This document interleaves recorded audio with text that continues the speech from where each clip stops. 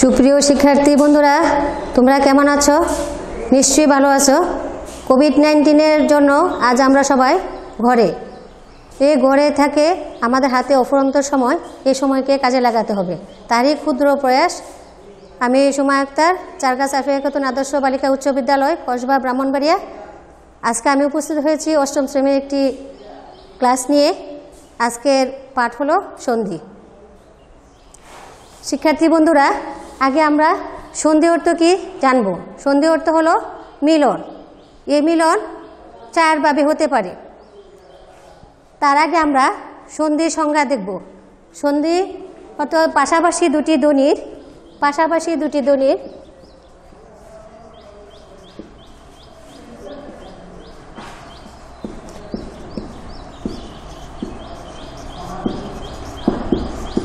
মিলনকে সন্ধি বলে। শিক্ষার্থী বন্ধুরা, পাশাপাশি দুটি ধ্বনির মিলনকে সন্ধি বলে। উদাহরণ, বিদ্যাযোগ আলয়, বিদ্যালয়। এখানে বিদ্যালয়ে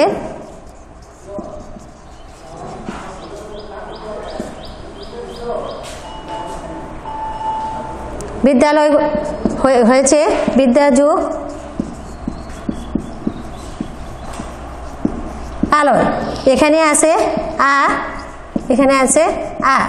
এই দুটি ধ্বনি মিলে হয়েছে আ।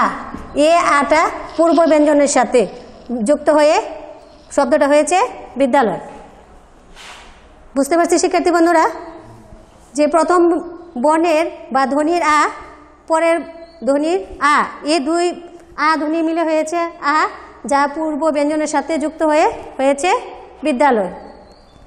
এবার আমরা দেখব সন্ধির প্রয়োজনীয়তা কী। বাংলা ভাষায় সন্ধির অনেক প্রয়োজনীয়তা রয়েছে। প্রথমে আছে ভাষায় শব্দকে শ্রুতিমধুর করা, শব্দকে সংক্ষিপ্ত করা। দ্বিতীয়ত হচ্ছে সংক্ষিপ্ত করা। তৃতীয়ত উচ্চারণ সহজ করা। আর 4 নম্বর হলো শব্দকে শ্রুতি মাধুর্যতা আনয়ন। এই 4 ধরনের পাইছি আমরা। এক,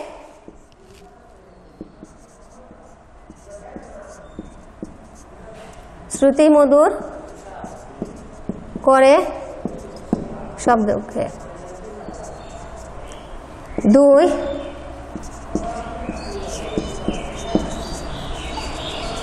উচ্চারণে সহজ হয়। 3, সংক্ষিপ্তকরণ, শব্দকে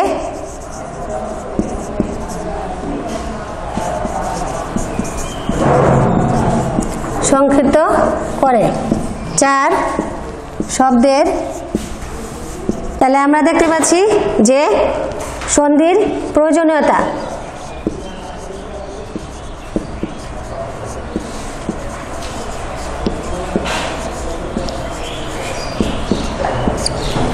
এক, শব্দকে শ্রুতিমধুর করে। 2, উচ্চারণে শব্দকে সহজ হয়। 3, শব্দকে সংক্ষিপ্ত করে। আর 4, শব্দের মাধুর্যতা আনয়ন করে। আমি যদি একটা উদাহরণ দিই, যে পর যোগ অধীন,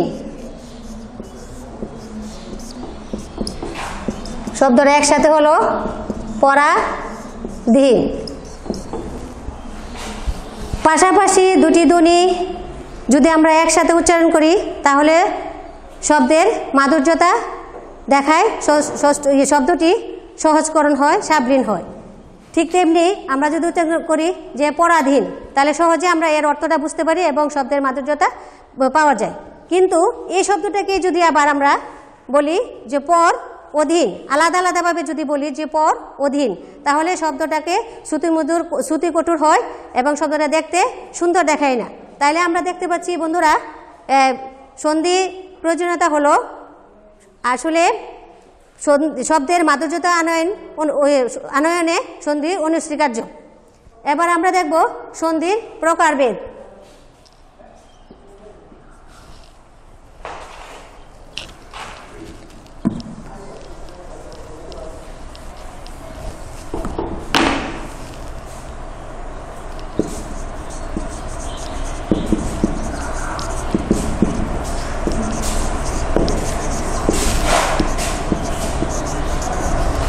সন্ধির প্রকারভেদ। বাংলা ভাষায় শব্দের সন্ধি দু ধরনের। তৎসম খাঁটি বাংলার শব্দের সন্ধি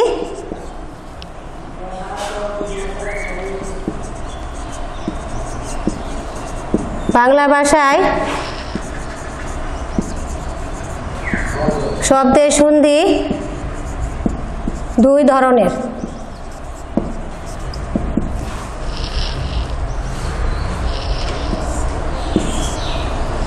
এক,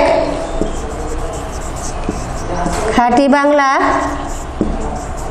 শব্দের সন্ধি।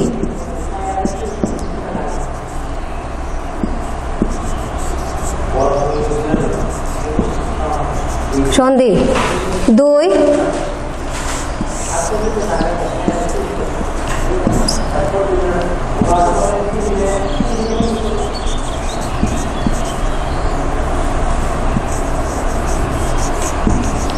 তৎসম শব্দের সন্ধি।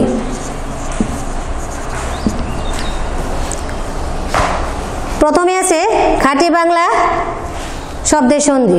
খাঁটি বাংলা শব্দের সন্ধিকে আবার দুই ভাগে ভাগ করছে। এক, স্বরসন্ধি, দুই, ব্যঞ্জন সন্ধি।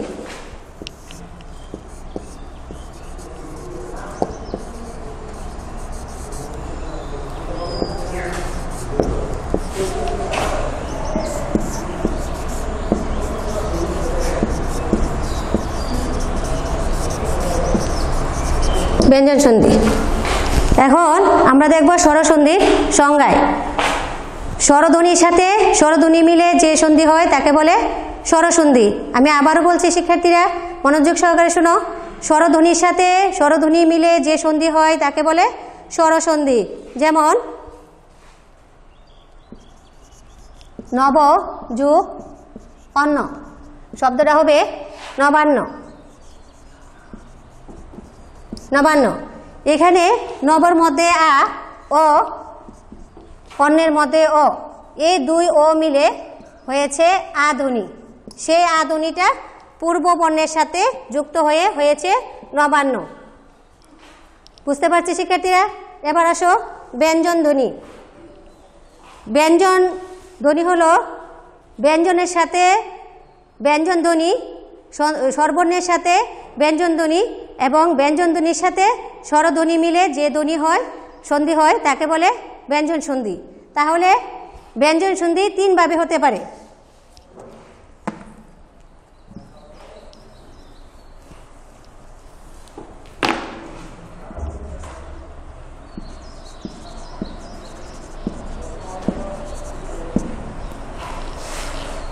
এক, ব্যঞ্জন সন্ধি তিনভাবে হতে পারে। হয় এক, স্বরধ্বনি যোগ ব্যঞ্জন ধ্বনি।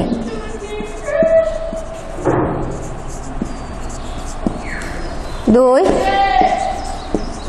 ব্যঞ্জন ধ্বনি যোগ ব্যঞ্জন ধ্বনি। ধ্বনি তিন নাম্বার হচ্ছে ব্যঞ্জন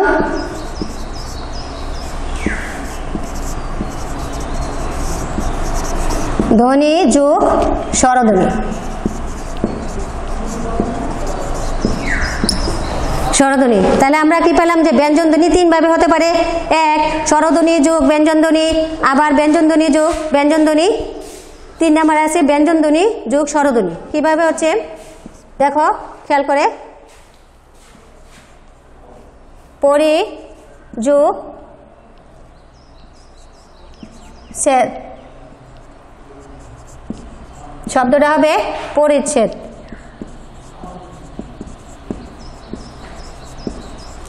এখানে পরির স্বরধ্বনি রসি আর ব্যঞ্জন ধ্বনি হচ্ছে ছেদ। তাহলে এখানে স্বরধ্বনি আর এখানে ব্যঞ্জন ধ্বনি মিলে হয়েছে। তাহলে এখানে দুইটা ধ্বনি আছে, স্বরধ্বনি আছে, ব্যঞ্জন ধ্বনি আছে। সেই শব্দ হচ্ছে পরিচ্ছেদ বা পরিচ্ছদ। আমরা ছেদ না পরিচ্ছদও দিতে পারি, পরিচ্ছদ। ব্যঞ্জনের সাথে ব্যঞ্জন, ব্যঞ্জনের সাথে আমরা ব্যঞ্জন যদি দেই তাহলে কি আসবে? আর ব্যঞ্জনধ্বনির সাথে স্বরধ্বনি।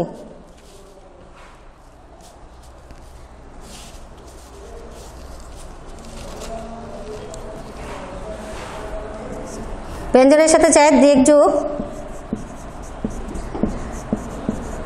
অন্ত দিগান্ত। এখানে আছে ব্যঞ্জনধ্বনি আর এখানে আছে স্বরধ্বনি। এটা হলো দিক যুগ অন্ত, এখানে ব্যঞ্জন আর এখানে স্বরধ্বনি মিলে হয়েছে ব্যঞ্জনধ্বনি। আর এখানে হবে ব্যঞ্জনে ব্যঞ্জনে উৎ যুগ চারণ, শব্দটা হবে উচ্চারণ। তাহলে উৎ খণ্ডের তো উচ্চারণ তো সেটা ব্যঞ্জন, এখানে হচ্ছে চ আছে সেটা হলো ব্যঞ্জন। তাহলে আমরা এই তিনভাবেই দেখতে পাচ্ছি যে ব্যঞ্জনধ্বনি তিনভাবেই হয়, স্বরধ্বনি প্লাস ব্যঞ্জনধ্বনি, ব্যঞ্জনধ্বনি প্লাস ব্যঞ্জনধ্বনি, ব্যঞ্জনধ্বনি প্লাস স্বরধ্বনি, তিনভাবে। এটা গেল খাঁটি সন্ধির প্রকারভেদে যে ব্যঞ্জনধ্বনি কীভাবে পাই। খাঁটি বাংলার সন্ধিতে আমরা দুইটা দেখছি। এরপর আছে তৎসম শব্দের সন্ধি। তৎসম শব্দের সন্ধিকে আবার তিন ভাগে ভাগ করছে।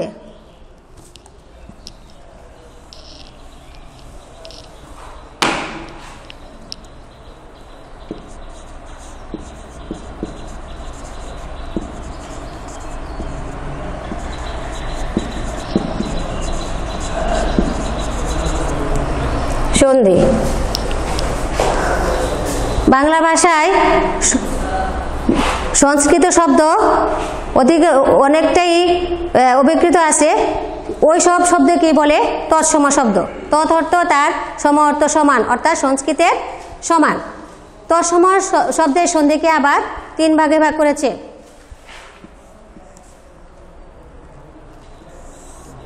এক স্বরসন্ধি,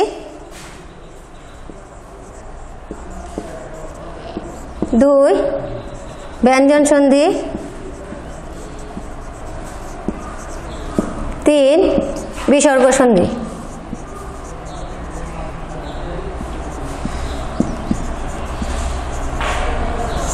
বিসর্গ সন্ধি। তাহলে আমরা খাঁটি বাংলা শব্দের স্বরধ্বনি এবং ব্যঞ্জনধ্বনি সংজ্ঞাও দেখেছি, আমরা উদাহরণও দেখেছি, কিভাবে ব্যবহৃত হয়েছে সেটাও আমরা দেখেছি। এবার দেখব বিসর্গ সন্ধি।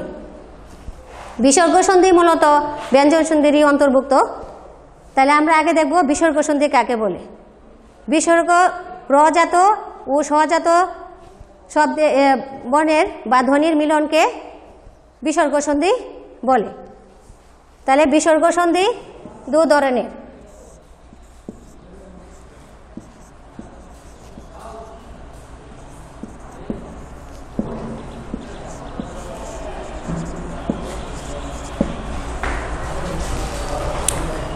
এক রজাত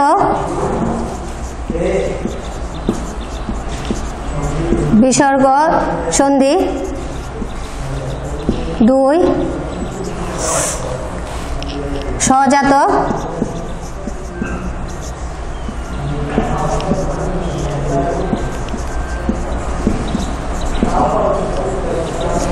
সন্ধি।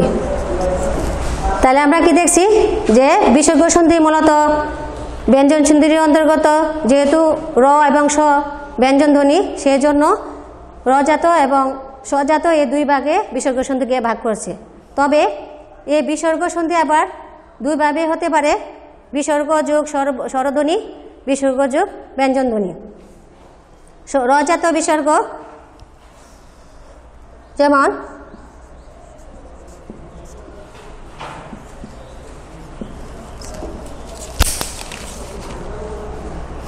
ভুলে গেছেন,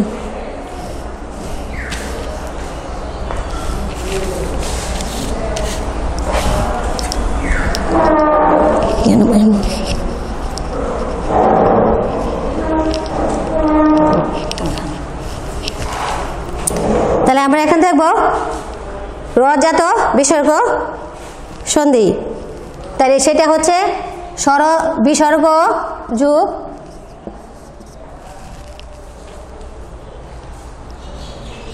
স্বরধ্বনি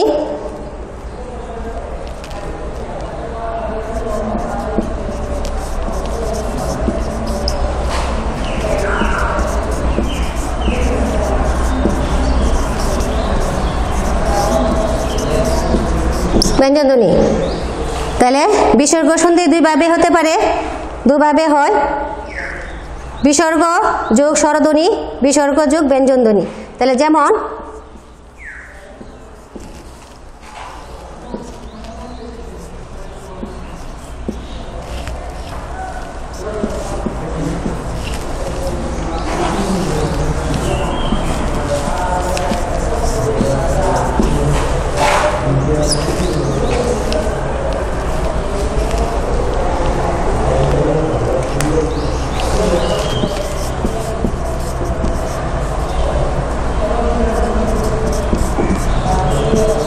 কত, তাহলে বিসর্গ সন্ধি আমরা দেখছি যে বিসর্গের সাথে স্বরধ্বনি মিলে একভাবে হয়, আবার বিসর্গের সাথে ব্যঞ্জনধ্বনি মিলেও বিসর্গ সন্ধি হয়। যেমন বিসর্গের সাথে স্বরধ্বনি মিলে তত যোগ অধিক শব্দ হবে তত অধিক।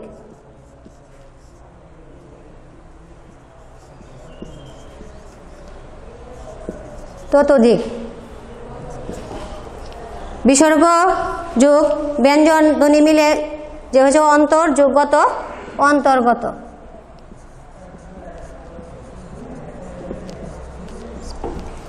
অন্তর্গত।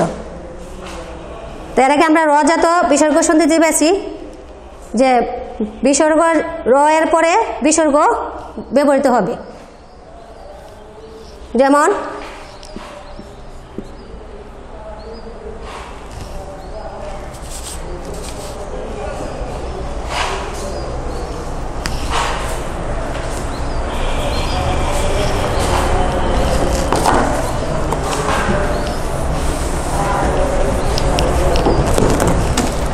রজাত বিসর্গ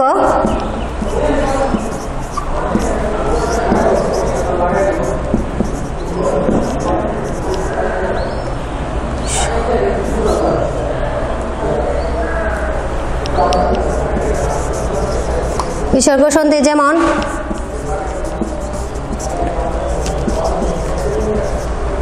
অন্তর গত সমান সমান অন্তর্গত। এখানে রজাত বিসর্গের র পরিবর্তে বিসর্গ বসেছে এবং সেই বিসর্গটা শব্দে গিয়ে রটা উজ্জ্ব রয়েছে, রটা ব্যবহৃত হবে। তারপর হচ্ছে সজাত বিসর্গ যেমন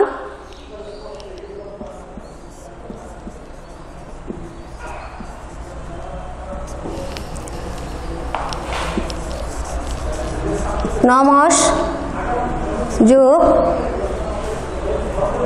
কার শব্দ হবে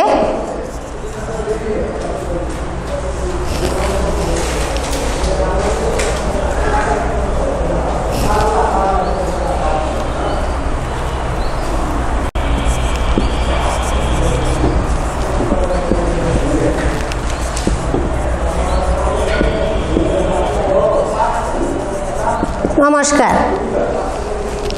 তাহলে এখানে এই স্বর পরিবর্তে বিসর্গ আসছে, এই বিসর্গর এ দন্তাস্য আবার শব্দে এসে ব্যবহার হয়েছে। তাহলে নমস যোগ কার নমস্কার, এটি হলো সজাত বিসর্গ সন্ধি।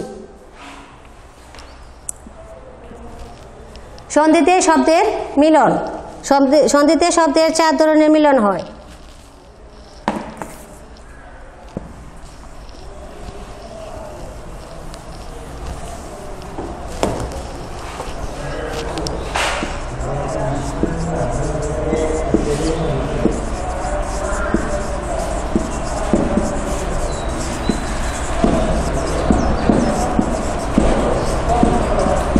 মিলন হয়।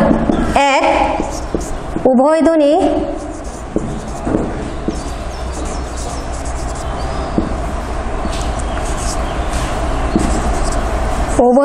মিলে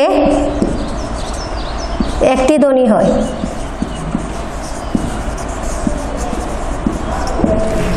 উভয়ধ্বনি মিলে একটি ধ্বনি হয়। 2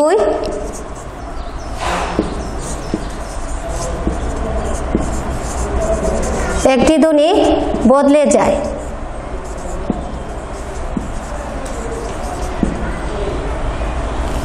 3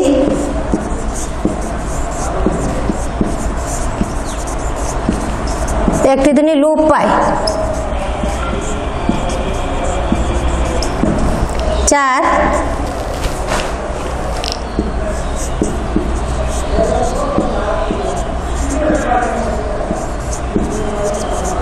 উভয় ধ্বনির বদলে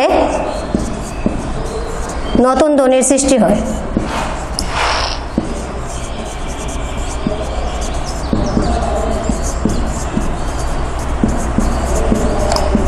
এখন আমরা দেখব এই 4টা মিলন কিভাবে হয়। 1 উভয় ধ্বনির মিলে একটি ধ্বনি হয়, যেমন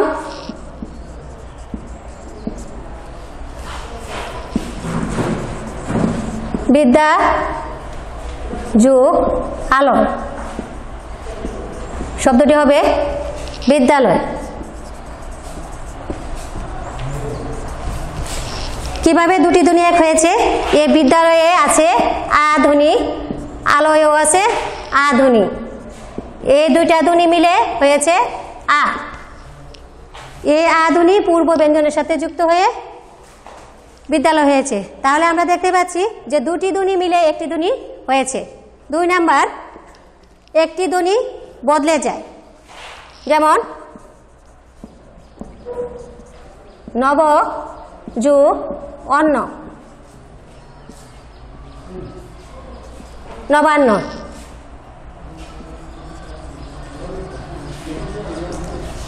এখানে নব ও ধ্বনি, এখানেও অধ্বনি, এই 2 ধ্বনি মিলে হয়েছে আ। সে আটা নবর সাথে যুক্ত হয়ে শব্দটি হয়েছে নবান্ন। তাহলে এই এখানে একটি অ যে আছে সেটা কি হয়েছে? বদলে গেছে। তারপরে আছে 3 নাম্বার, একটি ধ্বনি লোপ পায়।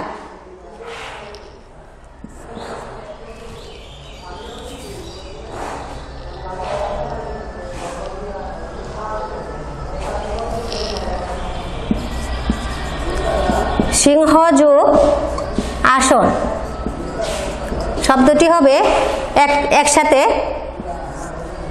সিংহাসন।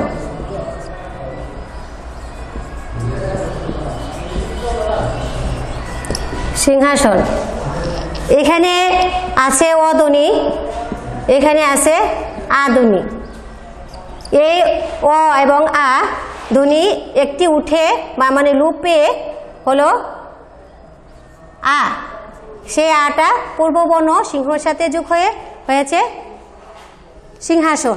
তাহলে আমরা 3 নাম্বার ধরনের মধ্যে দেখতে পাচ্ছি যে একটি ধ্বনি লুপ পায়। তাহলে আমরা এখানে অ ধ্বনিটা কি উঠে গেছে, মানে লুপ পেয়েছে।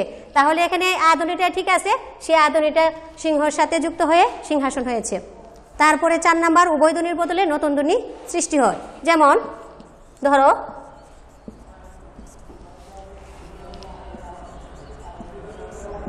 শুভ যোগ ইচ্ছা, শব্দটি হবে শুভেচ্ছা।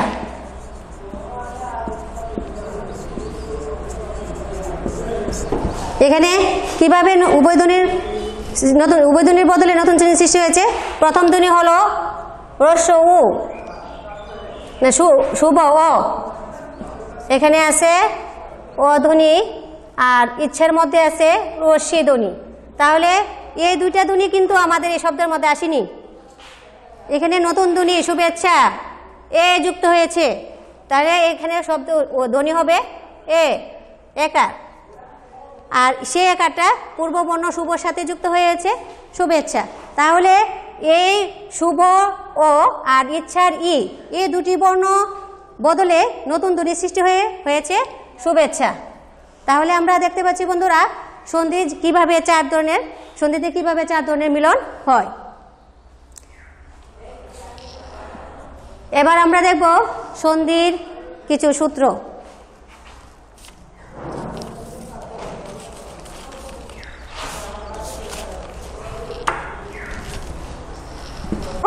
স্বরসন্ধির কিছু নিয়ম। প্রথমে আছে অকার কিংবা আকারের পর অকার কিংবা আকার থাকলে উভয় মিলে আকার হয়, যেমন হিমালয়, হিম যোগ আলয়, হিম যোগ আলয়,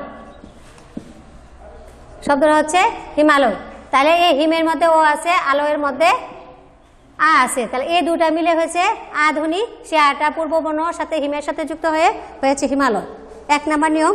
2 নম্বর নিয়ম হলো অকার কিংবা আকারের পরে রসিকার কিংবা দীর্ঘিকার থাকলে উভয় মিলে একার হয় এবং সেই একারটা পূর্ববর্ণের সাথে যুক্ত হয়। যেমন যথা যুগ ইষ্ট, যথেষ্ট, শব্দটি হবে যথেষ্ট।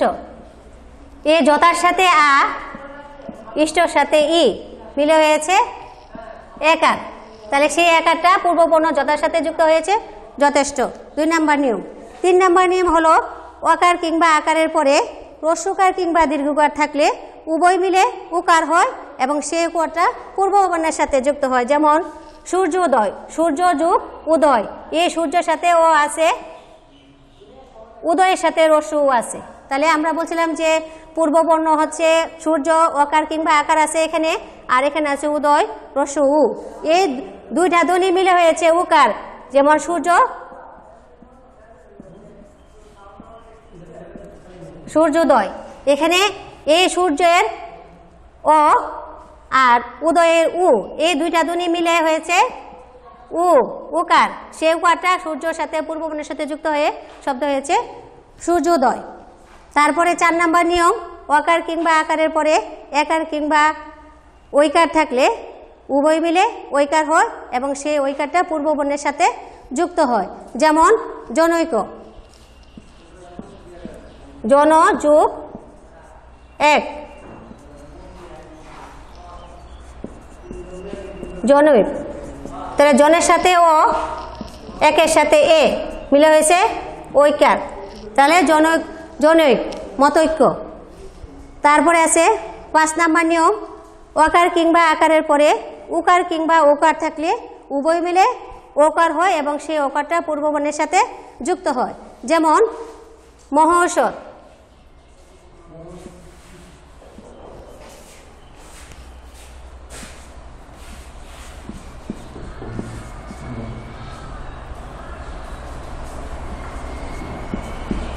মহাযোগ ঔষধ,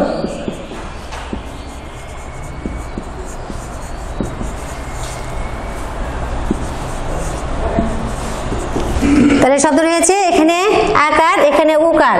তাহলে আমরা বলছিলাম কি যে অকার কিংবা আকারের পরে উকার কিংবা ওকার থাকলে উভয় মিলে ওকার হয়, সে ওকারটা পূর্ববর্ণের সাথে যুক্ত হয়। তাহলে এখানে মহার সাথে ও আছে, ওষুধের সাথে ও আছে, সে দুইটা মিলে হয়েছে ওকার এবং সেই ওকারটা মহার সাথে যুক্ত হয়েছে মহাঔষধ। তারপরে 6 নম্বর নিয়ম, ওকার রসিকার কিংবা দীর্ঘিকারের পরে পূর্ববর্ণের সাথে যদি রসিকার অথবা দীর্ঘিকার থাকে, পরবর্ণের সাথে যদি রসিকার অথবা দীর্ঘিকার থাকে তাহলে উভয় মিলে হবে দীর্ঘিকার। যেমন পরিযুগিক্ষা,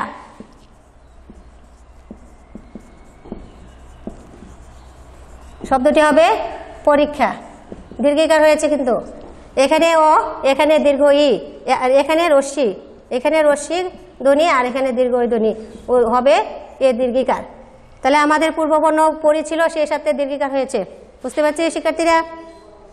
সর্বশেষ সূত্র, রস্যকার কিংবা দীর্ঘকারের পর রস্যকার কিংবা দীর্ঘকার থাকলে উভয় মিলে দীর্ঘকার হয়। যেমন এবং সেই দীর্ঘকারটা পূর্ববর্ণের সাথে যুক্ত হয়।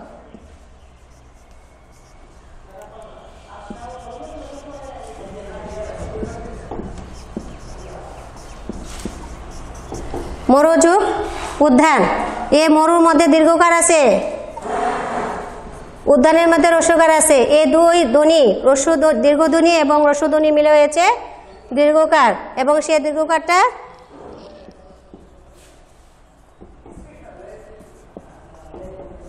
মরুদ্যানের সাথে মরুর সাথে